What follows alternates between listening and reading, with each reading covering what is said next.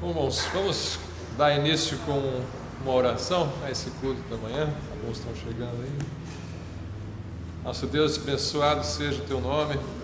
Gratos somos pela tua presença conosco, pela paz que nós temos em Cristo Jesus, pelo Espírito Santo em nós, Senhor. Obrigado porque não estamos sozinhos, porque o Senhor nos conduz nessa vida.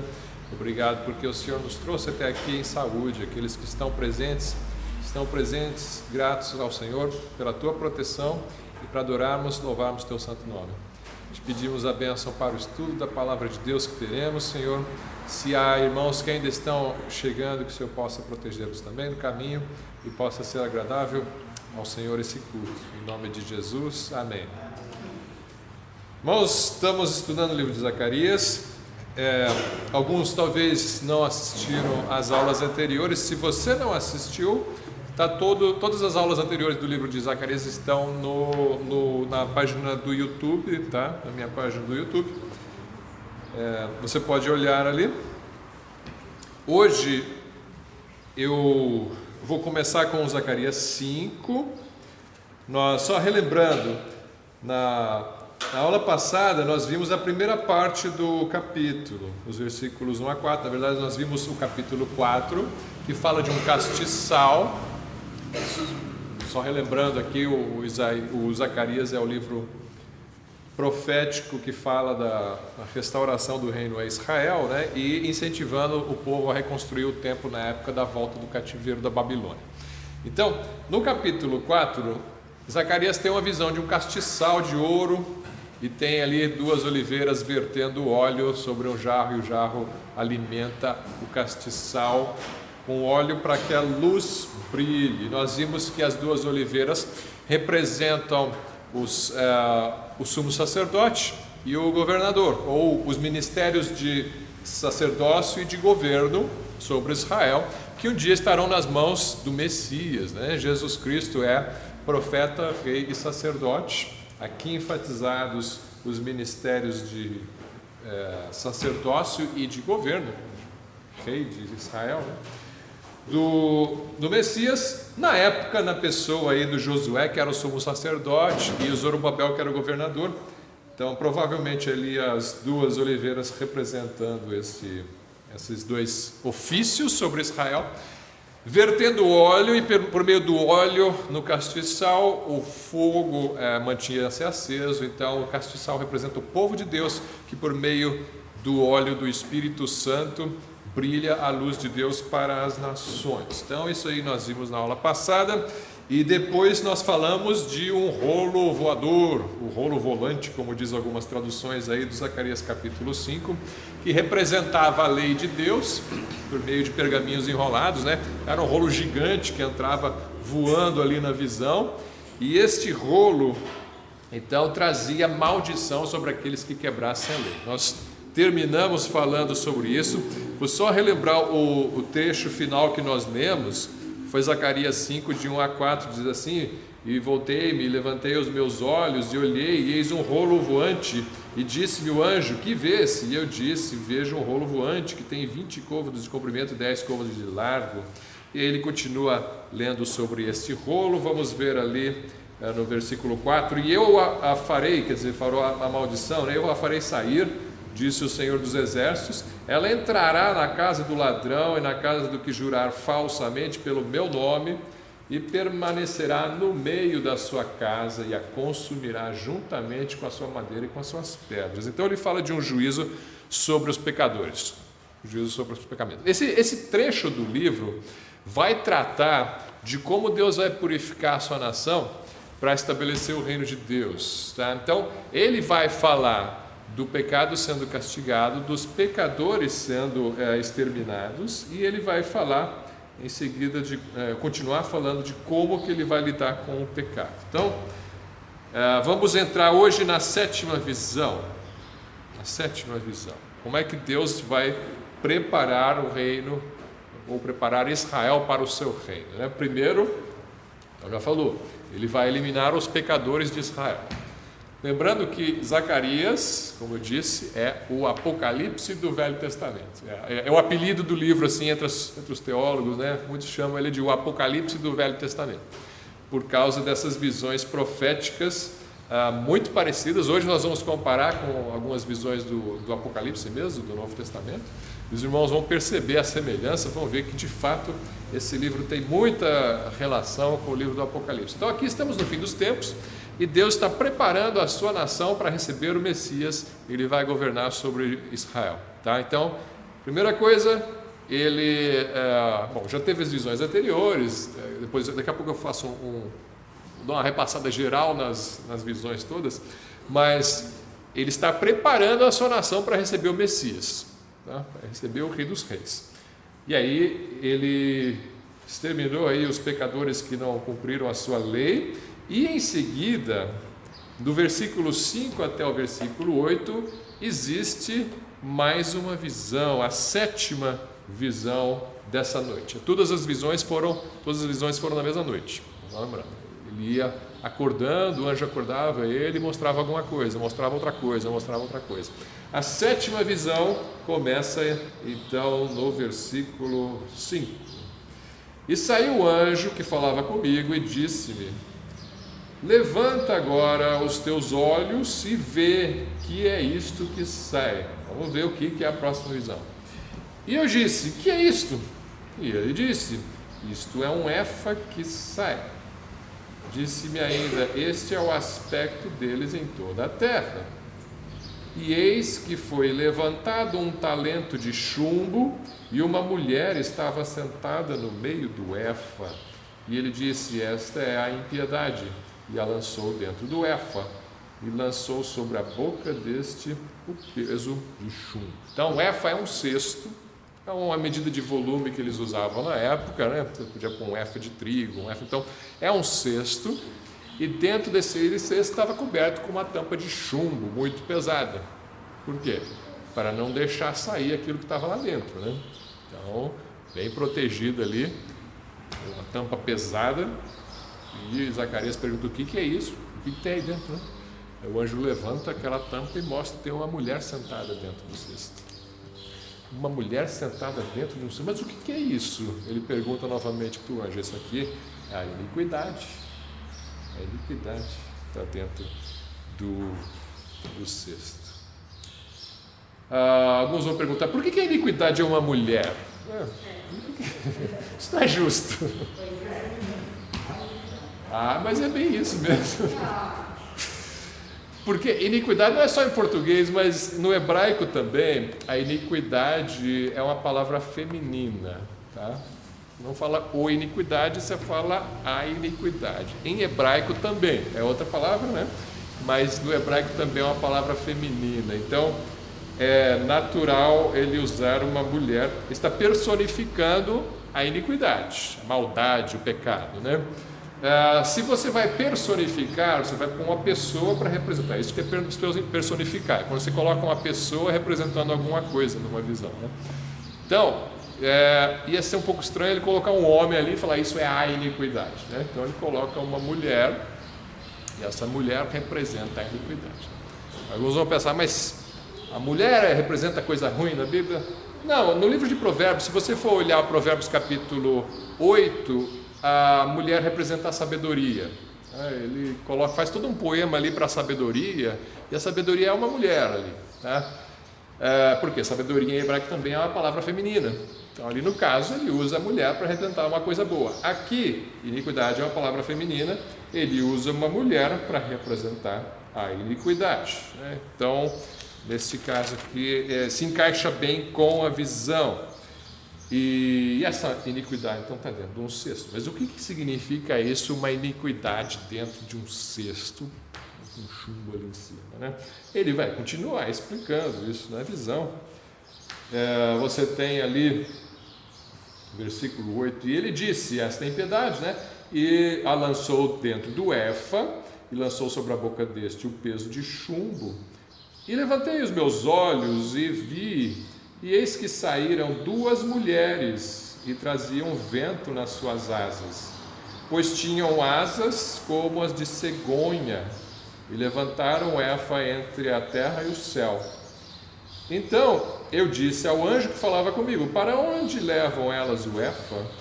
Então, daqui a pouco a gente responde para onde que ela está levando. Mas agora tem mais duas mulheres na visão.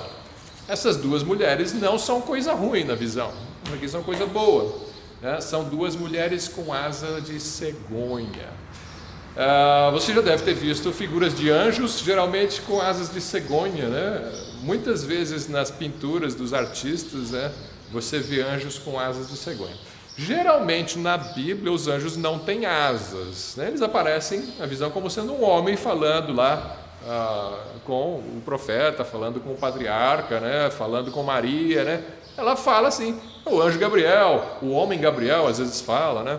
Então nada indica nessas visões que essas aparições de anjos tenham asas. Provavelmente quando você morrer e for para o céu, você não vai necessariamente ganhar asas de cegonha, igual aparece nos desenhos animados antigos, né? Uma auréola na cabeça e asas de cegonha. Mas não é assim, essa imagem de anjos com asas não é assim totalmente estranha à Bíblia, né? Na Bíblia existem alguns seres celestiais com asas, né? Querubins ali, né? Na visão de serafins, na visão de Isaías 6, né? Eles têm 6 asas, né, na verdade. Aqui são mulheres com 2 asas de cegonha. Por que asas de cegonha? Cegonha em hebraico é Hassidah. Hassidah é a palavra hebraica para cegonha. Existiam cegonhas lá em Israel, a gente vê isso, Jeremias 8 menciona as cegonhas, então na região tinha cegonhas. O que significa Hassidah? É um termo que vem do hebraico Hassid. Hassid significa santo. Então a cegonha, o nome cegonha em hebraico vem de santo. Porque eu não sei, né? Não sei por que o judeu chama a cegonha de um animal santo, né? Mas talvez por causa da forma das asas, mas seja como for, aqui a asa vem, o nome da cegonha veio antes da asa, na verdade, né? Nessa visão. Então eu não sei por que a cegonha é chamada de santo, né? Talvez porque ela traz bebezinhos, né, na maternidade, né? Carregando bebês. Não sei, mas o fato é a palavra Hassid. Inclusive existem judeus Hassid, que eles falam, grupos de judeus Hassid, que são os santos. Eles têm vários grupos de judeus, assim, o judaísmo é bastante dividido em grupos, né? Então tem um grupo que é Hassid, é santo. E a cegonha é o Hassidah. Então, aqui tem mulheres que representam santos de Deus, né? Seres celestiais aqui. Agora não são ruins, eles estão levando o Efa, estão tirando o Efa. Para onde que estão levando o Efa? Ele perguntou para o anjo responde versículo 11. E ele me disse para lhe edificarem uma casa na terra de Sinar. Estando ela acabada, ele será posto ali na sua base. O Efa vai ser colocado na base de uma casa na terra de Sinar. O que é a terra de Sinar? Eu menciono às vezes a terra de Sinar aqui, mas talvez os irmãos não vão lembrar. O que é a terra de Sinar? O que tem de especial na terra de Sinar para levar a iniquidade para lá, para fazer uma casa para a iniquidade, né? Você vai encontrar a terra de Sinar lá no Gênesis, a primeira menção dela, Gênesis capítulo 10. Gênesis 10, 8 a 10, vamos lá. Depois do dilúvio,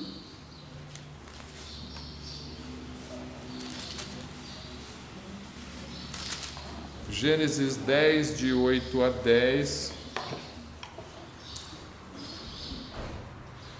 está falando ali as linhagens dos filhos, netos e bisnetos de Noé.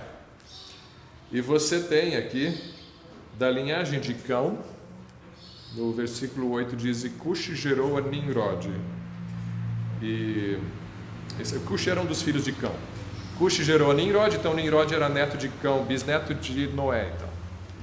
Este começou a ser poderoso na terra, e este foi poderoso caçador diante da face do Senhor. Por isso se diz, como Nimrod, poderoso caçador diante do Senhor. E o princípio do seu reino foi Babel. E aí ele fala outras cidades também que ele fundou. Mas começa com Babel. Então, onde que é isso, né? Ele diz O princípio do seu reino foi Babel, Ereque, Acade e Calné. Aonde? Na terra de Sinar. Então, Babel na terra de Sinar. Então, nós vemos aqui que o Efa vai para a terra de Babel, que é, não por acaso, também a terra onde Babilônia foi erigida, foi erguida. Tá? Então, a cidade da Babilônia foi construída na mesma terra de Sinar, que é essa cidade de Babel, logo depois do dilúvio, que é onde foi construída a famigerada Torre de Babel, onde as línguas foram confundidas. Então, essa é a terra de Sinar. Por que o anjo leva o Efa com a mulher, né? Um Efa, um cesto com uma mulher, uma tampa de chumbo em cima do cesto. As duas mulheres com asas de cegonha vão lá e levam essa mulher, a iniquidade, para a terra de Sinar, que é a terra da Babilônia, para erguer uma casa ali, e essa aí ser a base da casa. A casa da Babilônia foi erguida sobre a iniquidade. Então, os cultos pagãos do Velho Testamento, eles começam muito provavelmente na era pós-diluviana aqui em Babel. Eles se espalham para os povos da terra após a confusão das línguas na Torre de Babel, e na Babilônia vai se desenvolver uma religião pagã, idólatra, que vai contaminar todos os outros povos ao seu redor, e dali virão crenças do paganismo da Grécia, depois de Roma, e assim por diante, né? Os deuses babilônicos, lá Tamuz e outros, eles influenciam a religião de todos os outros povos. Então aí é construída a casa, vamos dizer assim, do mesmo jeito que você tem a casa de Deus, né? Que somos nós, o povo de Deus e a religião de Deus, você tem também a casa do diabo, você tem a religião do diabo, você tem a falsa religião, você tem a verdadeira religião, que é uma mulher, a noiva de Cristo. Você tem a falsa religião, que é vista como essa mulher em iniquidade, lá associada biblicamente à Babilônia. Esta mulher vai ser julgada na Babilônia, lá no livro de Apocalipse. Então vamos ver ali Apocalipse 17, só recordando, aí nós fizemos esse estudo aí ano passado, mas só associando agora com Zacarias, né? Já que Zacarias mencionou a mulher que vai para a Babilônia, né? Então você tem em Apocalipse 17,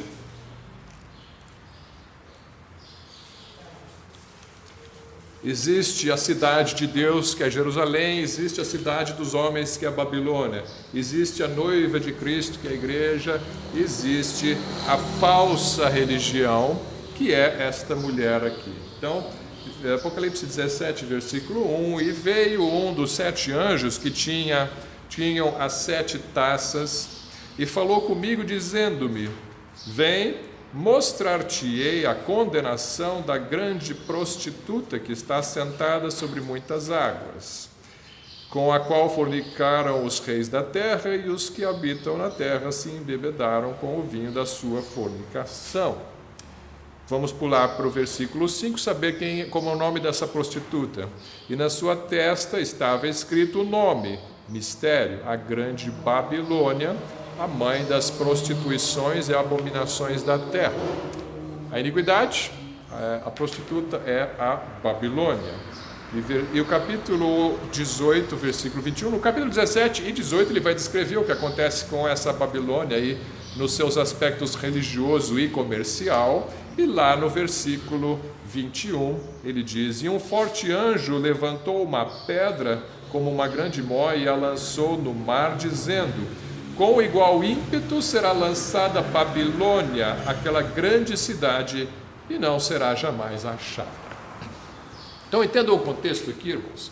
Você tem o povo de Israel habitando durante 70 anos na Babilônia, e agora eles estão voltando para a terra de Israel. Já voltou, já havia alguns anos atrás já havia voltado um bom grupo.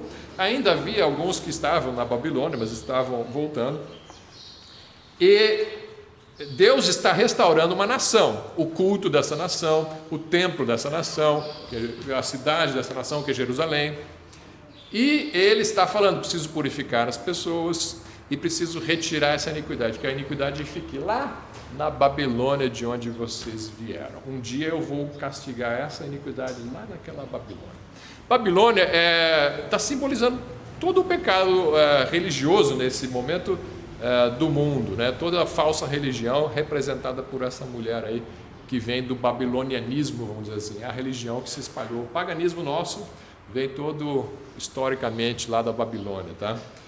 Essas religiões pagãs do mundo, elas são todas ligadas, todas parecidas umas com as outras, todas elas herdam ideias umas das outras, né? Existe evidentemente muita diferença também entre elas, mas uma raiz de idolatria, né? De cultuar os astros, de cultuar as criaturas, de ter ídolos para representar as suas divindades, de comunicação com mortos e toda essa espécie de coisa. Tudo isso está ligado com os cultos babilônicos. Por quê? Porque a Babilônia é a religião, é o local onde teve a religião pagã mais antiga de que nós temos conhecimento da era pós-dilúvio. Essa terra aí de Sinar, onde você vai ter povos sumérios ou babilônicos, esses são os povos mais antigos, as civilizações mais antigas do mundo são essas, tá? Antes disso você tinha, mas era antes do dilúvio, né? Então o registro delas morreu no dilúvio, né? As religiões delas morreram no dilúvio. Depois do dilúvio começa de novo, e começa ali em Babel a confusão toda novamente, né? E aí você vai ter os egípcios, né? Egípcios também ali, rapidamente, o culto dos egípcios, você pode comparar o culto dos egípcios, aqueles Osíris, Ísis, Ra, esses deuses, eles são muito parecidos ali com Semiramis, Tamuz e os deuses babilônicos, tá? As lendas deles são muito parecidas. Bom, então, iniquidade será castigada. Então é assim que Deus vai preparar a nação de Israel.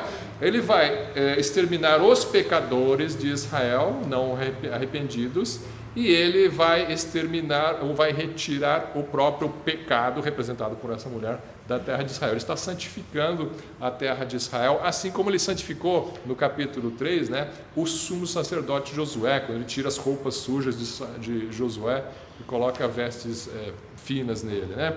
Então ele está fazendo aqui simbolicamente também a mesma coisa com a nação de Israel, tá? Bom, houve essa purificação da nação de Israel, agora Deus vai tratar com os estrangeiros, com os gentios, né, os outros povos. Esse tratamento, essa purificação ou esse castigo sobre os povos ao redor, você vai ver em Zacarias capítulo 6, a 8ª visão de Zacarias, dessas visões noturnas. Zacarias 6, de 1 a 8.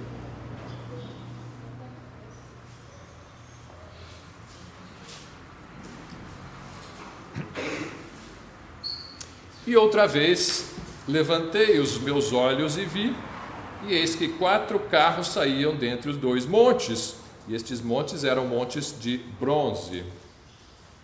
No primeiro carro eram cavalos vermelhos. Lembra que aqui carro não é uma Ferrari, né? Não, é um carro puxado com uma charrete, né? Um carro puxado por cavalos, né? Carros de guerra, na verdade, provavelmente aquelas quadrigas ou bigas que usavam antigamente, né? Carros rápidos puxados por cavalos.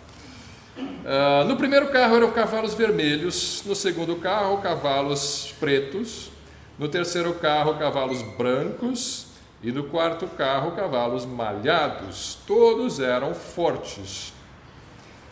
E respondi dizendo ao anjo que falava comigo: o que é isto, Senhor meu? Então daqui a pouco a gente continua. 4 carros com cavalos coloridos. A gente já viu isso em algum lugar, né? Cavalos coloridos. Onde é que a gente vê cavalos coloridos? Alguém lembra de cavalos coloridos em profecia bíblica?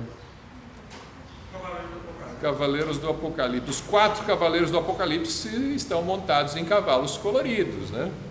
Se você for olhar ali no Apocalipse 6, né, você vai ver um cavalo branco e o seu cavaleiro que vem vencendo, né, e para vencer. Você tem um cavalo vermelho que representa a guerra, né, que representa a morte por meio da guerra, guerras em geral.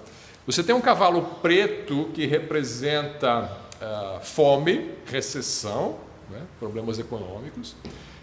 Então todas as cores aí vão batendo com esses carros aqui. O último lá, na minha tradução, diz cavalos baios, às vezes diz amarelos, né, depende da tradução que você está usando, que representaria peste, né, no fim dos tempos. Então, pragas do fim dos tempos, né, você tem vitória para alguém, você tem então guerras, você tem recessão e você tem peste. Aqui o último cavalo em Zacarias, o último carro com cavalos, né, tem uma cor diferente, desmalhados na minha tradução. Algumas traduções dizem baios. Eu não sei se alguém tem aqui Zacarias 6, versículo 3, baios, né? Então, é a mesma cor que está lá no Apocalipse. Então lá diz, como? Grisalho. Grisalho, tá vendo que é bem diferente, né? O que é grisalho? Grisalho é cinzento. Malhado é que tem mais de uma cor. Baio é um verde amarelado, assim, né? Então ficou um pouco a dúvida aí a cor deste último cavalo, né? Mas é bem possível que seja a mesma cor do quarto cavalo do Apocalipse, que representam pestes. Então aqui você tem cavalos representando juízos de Deus, né? Cavalos representando juízos de Deus sobre a terra. E o anjo, então, versículo 5. Então ele pergunta para o anjo: quem são esses? E o anjo, no versículo 5, respondeu dizendo-me: estes são os 4 espíritos dos céus, saindo de onde estavam perante o Senhor de toda a terra. O carro em que estão os cavalos pretos são o Espírito de Deus. Não o Espírito Santo, mas é um Espírito enviado por Deus para fazer um juízo. Ele está aí com cavalos pretos, ele sai para a terra do norte, e os brancos saem atrás deles. E os malhados saem para a terra do sul. Ele não fala para onde vão os vermelhos. Então, vermelho não posso dizer para onde foram. Talvez eles seguiram lá para o sul também. Talvez eles foram para todo lugar, não sei. Ele não diz explicitamente para onde foram os vermelhos. Mas vão para norte e sul. Imagine que você está em Israel, a referência aqui é Jerusalém, e um grupo vai para norte, outro grupo vai para o sul. Por que ninguém vai para o leste e para o oeste, né? Ou o leste e o oeste. Ali, geralmente, se você for estudar as histórias das guerras contra Israel, os ataques vinham pelo norte ou pelo sul. Os inimigos de Israel estavam ao norte ou ao sul, porque ao oeste você tem o mar Mediterrâneo, eles nunca foram atacados por barcos, né? Não vinham por ali os inimigos. E ao leste você tem o deserto da Arábia, então geralmente você vai atacar Israel, você dá uma volta e pega ou pelo norte ou pelo sul, você evita o deserto. Uma caminhada difícil você conduzir um exército para atacar Israel.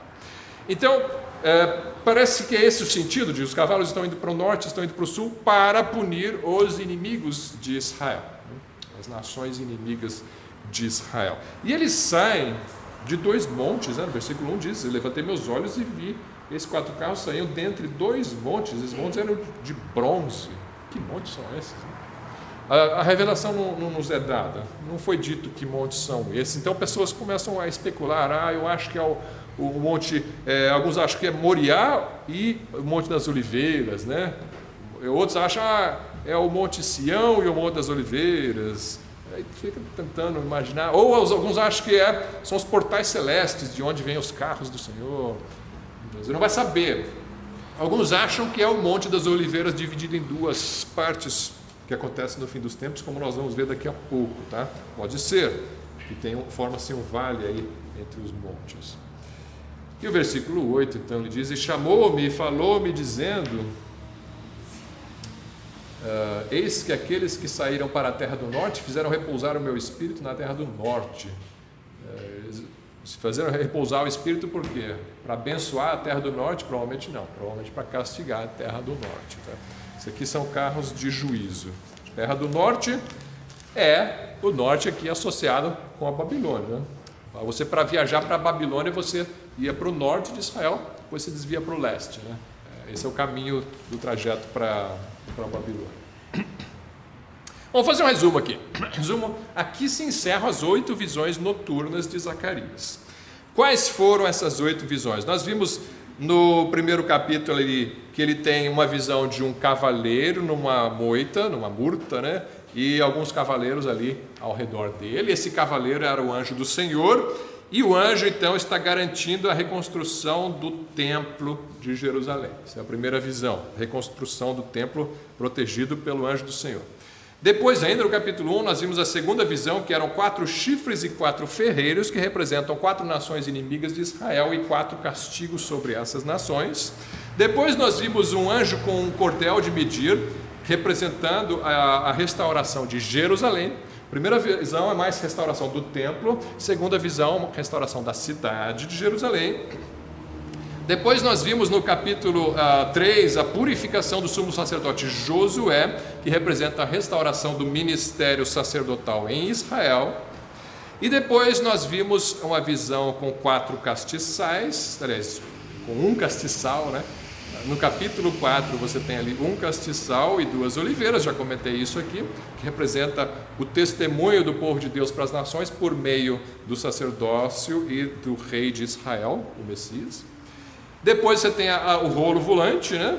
Que representa juízo sobre os pecadores de Israel. Depois você tem a mulher e o Efa, representando o pecado de Israel sendo tirado e levado para a Babilônia. E depois você tem essa visão aí com 4 carros, representando o juízo sobre os inimigos de Israel. Esse é o quadro retratado aí nessas visões, e ele é agora detalhado na segunda parte do livro por meio de visões também, tá? Então eu vou passar rapidamente aí, capítulos 12 a 14 de Zacarias, para a gente ver o cumprimento dessas profecias aí mais detalhadamente, conforme o profeta aqui, Zacarias. Capítulo 12, versículos 8 e 9. Os irmãos, se quiserem me interromper, fazer alguma pergunta ou colocação, fique à vontade, tá?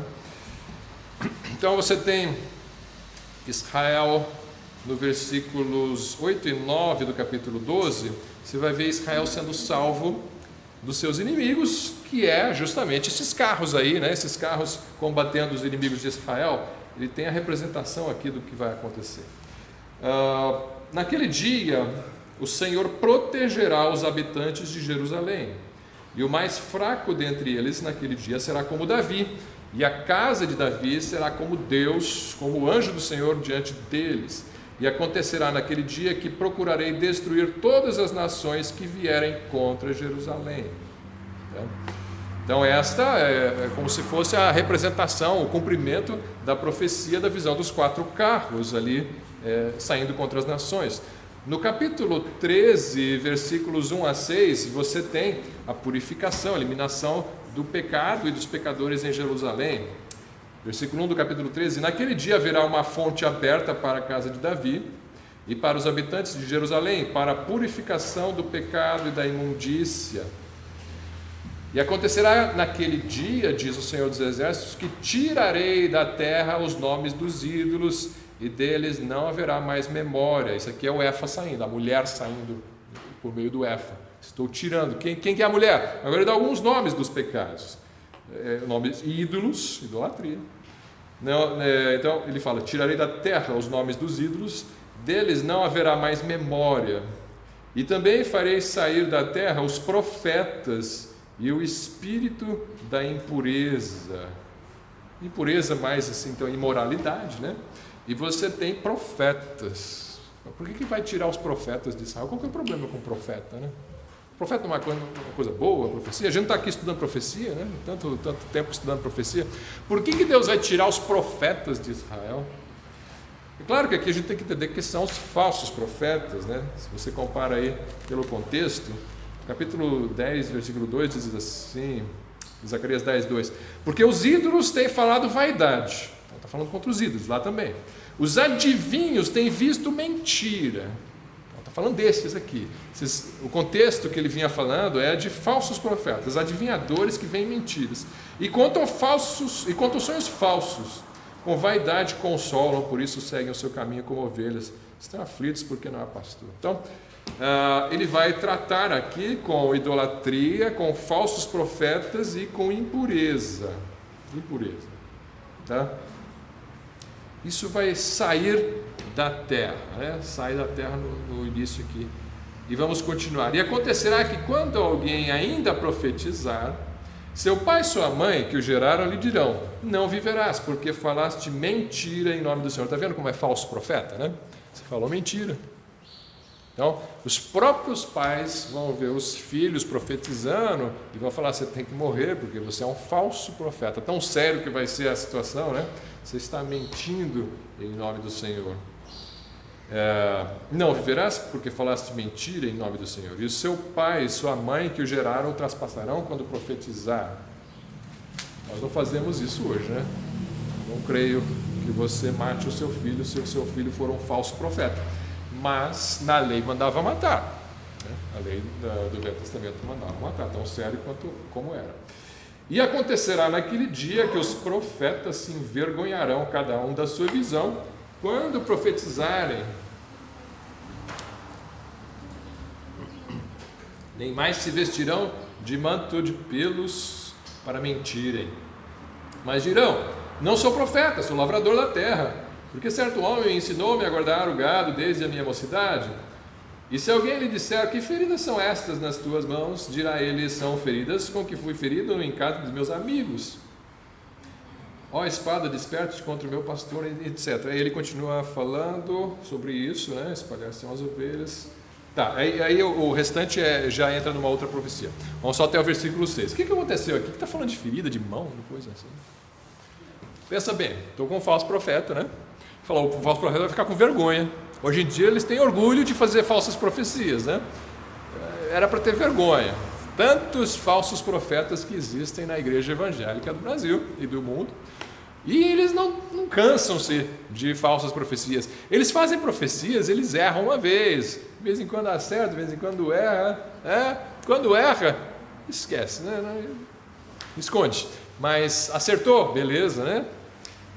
Então, como o pessoal costuma dizer, né? Até um relógio quebrado está certo 2 vezes por dia, né?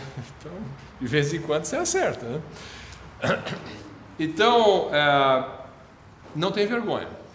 Neste contexto, eles vão ter vergonha. Por que vão ter vergonha?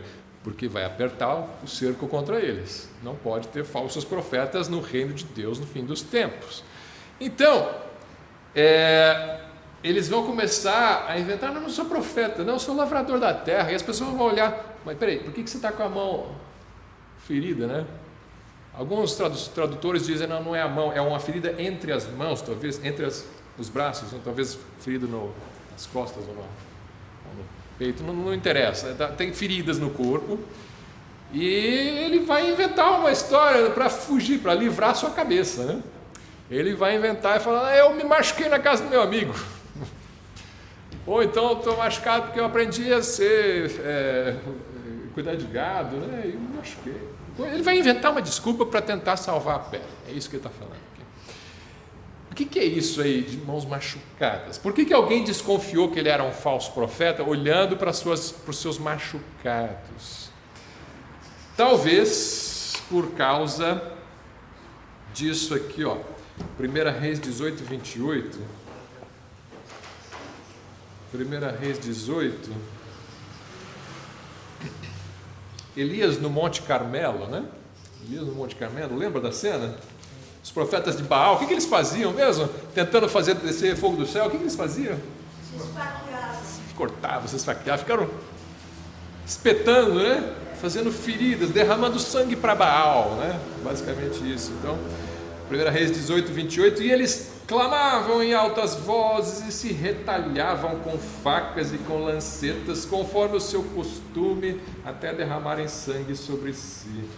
Enfim, aquele monte de profeta clamando: Baal, manda fogo, e se espeta, derrama sangue, e se machuca, porque era o costume deles. É assim que os falsos profetas de Baal agiam. E aí, no fim dos tempos, você tem esses falsos profetas com o corpo retalhado por causa da sua falsa a profecia, os seus rituais para Baal. Eles olham aquilo, mas você está falando que você é fazendeiro, mas e essas feridas aí de onde? Me machuquei na casa do meu amigo. Que desculpa esfarrapada, né? Não sei se eles vão se livrar com essa não, mas é o melhor que eles conseguiram. Tá, então você tem aí sendo livrado o mal de Israel. E ele fala de uma coisa, eu acho que eu pulei um detalhe, deixa eu ver aqui. Eliminação da idolatria, versículo 2, né? O Espírito... Alguém pode ler para mim?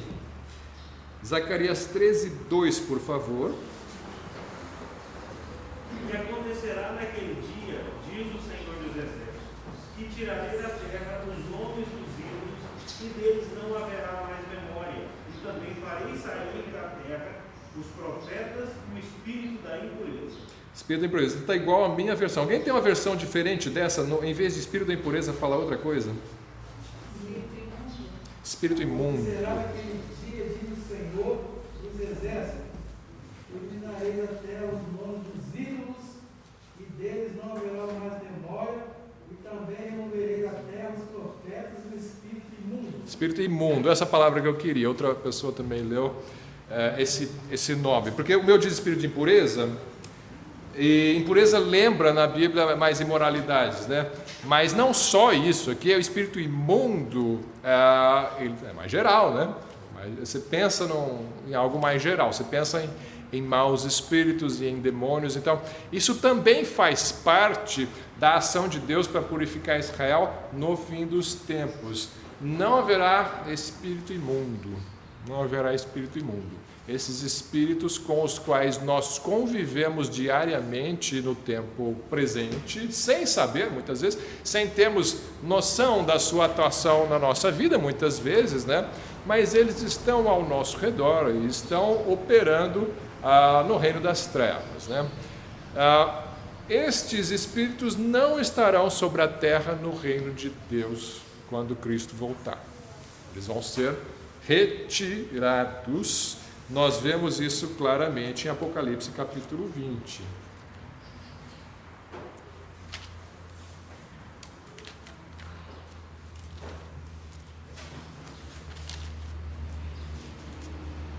Capítulo 20 de Apocalipse. Eu queria não ter que conviver com esses espíritos já hoje, né?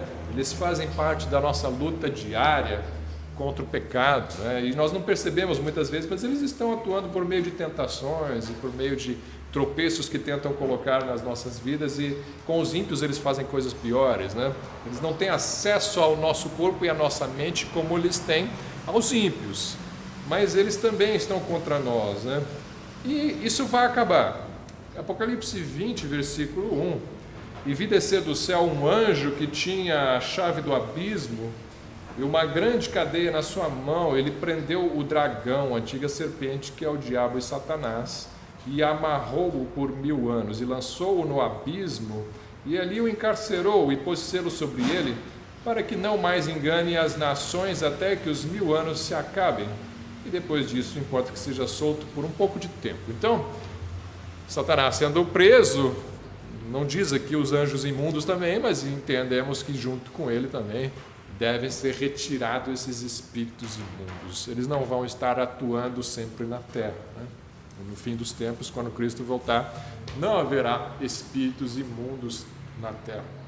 São amarrados, são presos durante 1000 anos. As pessoas acham que esse texto já aconteceu, já estamos vivendo esse período, os espíritos imundos estão amarrados em nome de Jesus, e o diabo está amarrado em nome de Jesus, e estamos já no reino de Cristo. Eu creio que isso é uma coisa para o futuro. Isso vai literalmente ser acontecido, não só localmente, assim, quando alguém é exorcizado. Não vai ter, todo mundo saiu, todos os espíritos saíram. Isso aqui, esse quadro de Zacarias, ele está representando uma purificação total da terra de Israel aqui, né? Saem os pecadores, sai o pecado, saem os espíritos imundos, sai tudo. Aqui a terra é preparada para a glória do reino de Deus. Depois, Cristo é coroado, ele reina sobre Jerusalém.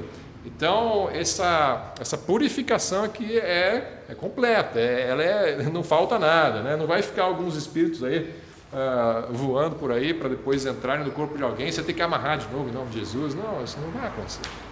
Esses espíritos vão ser retirados da terra. Tá? Então, você tem aí o líder deles e eles sendo expulsos. Depois vem então a descrição do rei Messias. Na verdade, a descrição do próprio Jeová vindo para a terra. Sabemos que Jeová vem na pessoa do próprio Senhor Jesus Cristo, né? Então, Zacarias 14, versículos 3 em diante. E o Senhor sairá e pelejará contra estas nações. Está voltando naquele quadro dos carros nos combates contra os inimigos de Israel, né? No meio disso tudo vem o Senhor. O Senhor, Jeová aqui, né? O nome em hebraico, ou Yahweh, ou Jeová, sairá e pelejará contra estas nações, como pelejou sim no dia da batalha. E naquele dia estarão os seus pés sobre o Monte das Oliveiras, que está de frente de Jerusalém para o oriente, e o Monte das Oliveiras será fendido pelo meio para o oriente e para o ocidente, e haverá um vale muito grande, e metade do monte se apartará para o norte e a outra metade para o sul. Então, você tem aqui um vale sendo formado por o Monte das Oliveiras se rachando. Então, alguns acham, isso aí é especulação, alguns acham que aquela visão lá dos carros atravessando, saindo dos montes ali, né? Está ligado com isso na vinda de Cristo. Então esses montes seriam o Monte das Oliveiras dividido em dois. O Monte das Oliveiras não é de bronze, né? O que significa aí também o bronze aí já não sei. Mas então, de especulação, a gente não precisa saber todos os detalhes, mas aqui você tem Jeová vindo para Jerusalém, seus pés no Monte das Oliveiras rachando o monte em duas partes. E depois ele continua a descrição, vamos até o 9: e fugireis pelo vale dos meus montes, pois o vale dos montes chegará até Azel, e não sabemos onde é Azel, e fugireis assim como fugistes diante do terremoto dos dias de Uzias, rei de Judá, um evento histórico em Israel, no passado.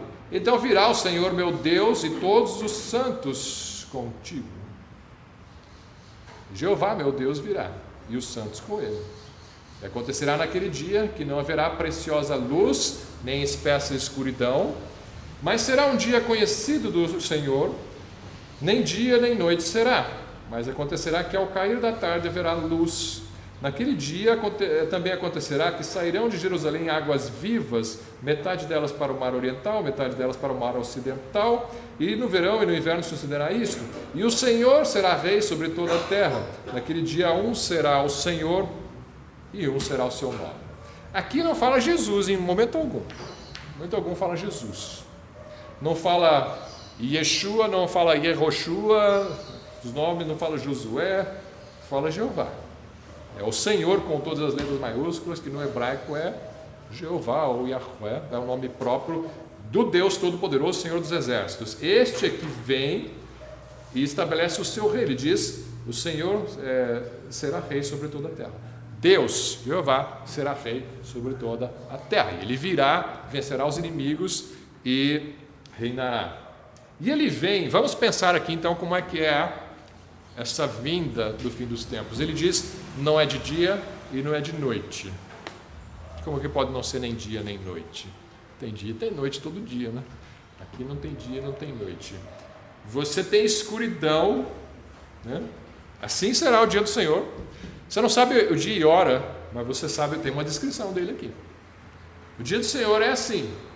É um dia que ele conhece, diz o versículo 7, dia conhecido do Senhor. Nem dia nem noite será, mas acontecerá que ao cair da tarde haverá luz. Não sabe o dia, não sabe a hora, mas parece que em Jerusalém será tarde, mas num momento de escuridão. Não é dia nem noite, mas está escuro. Como pode ser isso, né? Como pode ser isso? Professor, Oi. em 1972, 53, eu lembro, ou 3 dias que não apareceu o sol e era noite o dia todo. Eu não conheço esse. O ano eu marquei, 1953. Parece que foi uma eclipse total. Sei. Com certeza Jesus não voltou em 1953, né? Mas, assim, para dizer como que pode acontecer de ficar dia e noite em escuridão. Como vai ser, não sei o que vai causar, mas vai ser assim. Vai estar escuro. Vai estar escuro. Amanhecia, não.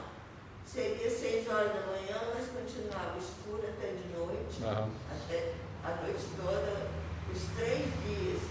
Então, eu nunca consegui ler nada sobre esse tal de eclipse total, mas a data me lembro, foi em 1953.